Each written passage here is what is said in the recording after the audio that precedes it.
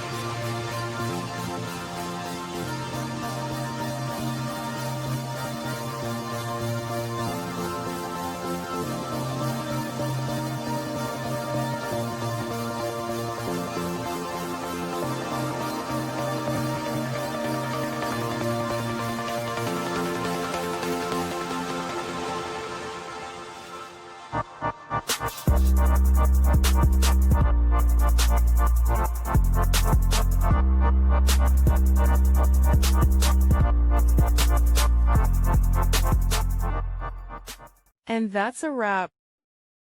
I hope you found the answer you were looking for. If you did, take a second to hit that subscribe button. It really helps out. And let me know in the comments which solution worked best for you. See you next time in the debug zone.